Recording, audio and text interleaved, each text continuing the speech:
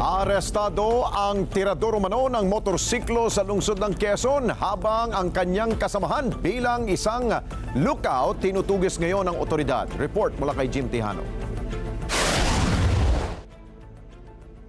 June 28 nang masapol sa CCTV ang isang lalaki na tila aali-aligid sa bahagi ng Postina 2, Culiat, Quezon City.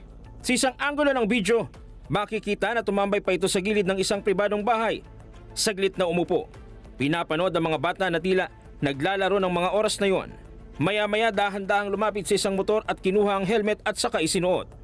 Nang mapansing may mga taong dumaraan sa lugar, saglit na bumalik sa dating pwesto ang lalaki at hinubad ang helmet. Pero wala pang ilang segundo, muling lumapit sa motor ang lalaki. Inangkasan ang motor at saka umalis.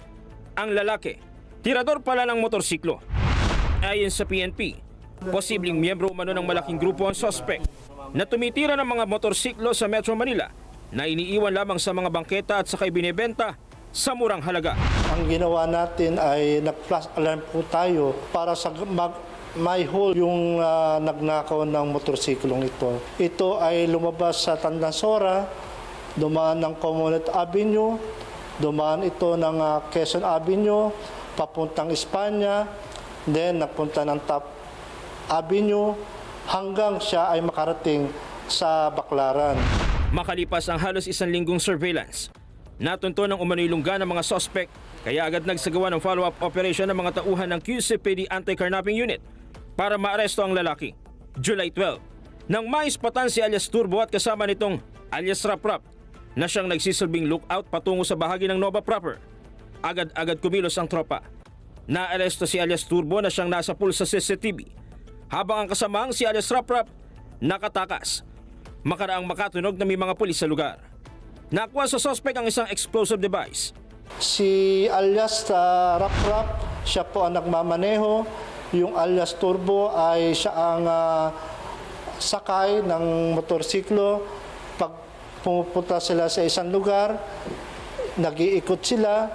Then si alias Turbo, siya po ang naghahanap ng motorsiklo na kanilang nanakawin. Na-recover naman ang motorsiklo sa Pasay City kung saan ito itinago, pero nang makuha ng otoridad, kulang-kulang na.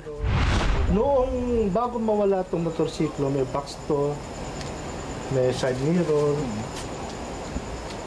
kompleto pa yan. Yan, wala na. Nung ma-recover po, wala na itong box. Ito, wala na rin. Yung plaka tinanggal. No comment po ako dyan. Sinampahan na ng mga reklamong paglabag sa Republic Act 10883 o New Anti-Carnapping Act at Unlawful Possession of Explosive ang suspect. Paalala sa publiko. May papayo po namin sa ating mamamayan, lalo na po sa mga nagmumotor. Una, kapag sila ay magpaparada, doon sila tinatawag na parking designated. Pangalawa po ay iparada po nilang maayos, siguraduhin po nila na ito ay nakalak at ganoon din po ang susi. Huwag po nilang kakalimutan. Meron po tayo sa Quezon City, yung tinatawag naming QCPD Marta, yung QC 122. Yung po ang hotline number ng ating Quezon City. Para sa ganon, mabilis po ang aksyon na isinasagawa ng ating kapulisan.